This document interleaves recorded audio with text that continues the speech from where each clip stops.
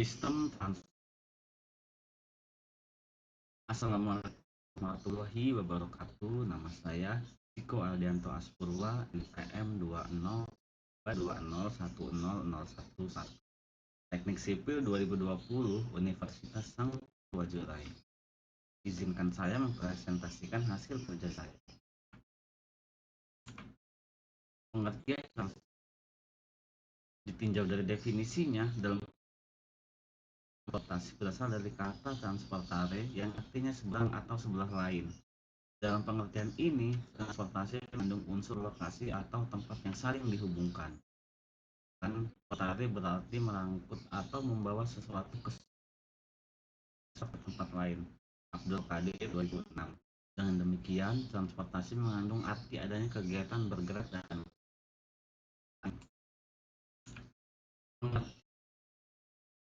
menurut Undang-Undang 83 tahun 1999, pengertian pesawat udara di Indonesia adalah setiap alat yang dapat memperoleh daya angkat dari udara. Menurut Undang-Undang Nomor 2 Tahun 1962, pesawat udara diartikan sebagai semua alat angkut yang dapat bergerak dari atas tanah ke udara atau ke angkasa atau sebaliknya. Menurut Undang-Undang Nomor 50 Tahun 1992, pesawat udara adalah setiap alat yang dapat terbang di atmosfer karena daya angkat dari reaksi udara.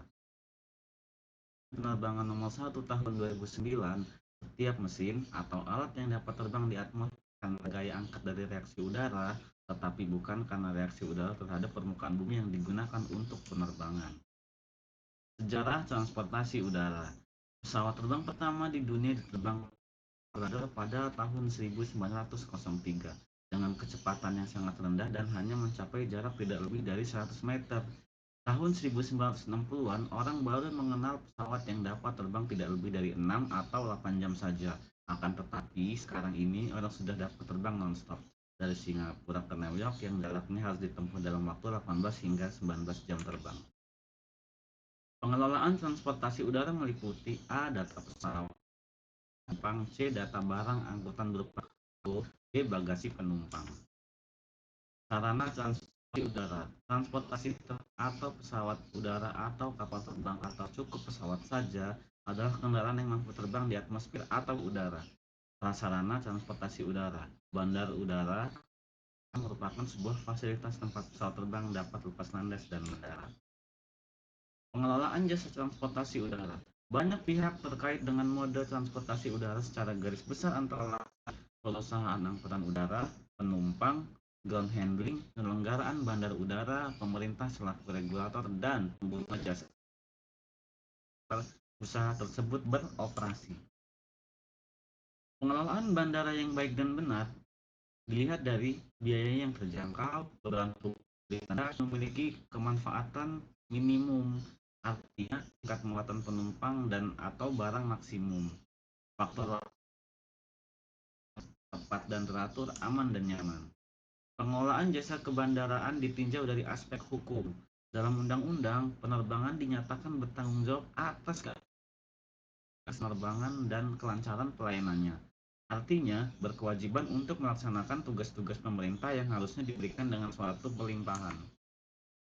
Kesimpulan, transportasi udara adalah setiap kegiatan dengan menggunakan pesawat udara atau mengangkut penumpang, kargo, dan atau pos satu perjalanan bandara udara atau lebih. Dalam pengelolaan bandara yang baik harus berdasarkan pada usaha yang efektif, efisien, andal. Prinsip-prinsip pengelolaan yaitu strategi yang tepat dan efektif, evaluasi misi perusahaan, analisis pasar bandar udara dengan maksud untuk mengidentifikasi konsumen, analisis kesenjangan dengan membandingkan strategi dan sumber daya yang tersedia dengan analisis akal, penentuan faktor kunci kesuksesan, dan formulasi strategi. Saran-saran: 1. Perlunya peningkatan kualitas SDM, peningkatan sistem dan koordinasi antar moda, memperhatikan keseimbangan penggunaan dan ketersediaan sarana transportasi antar moda. Terima kasih. Assalamualaikum warahmatullahi wabarakatuh.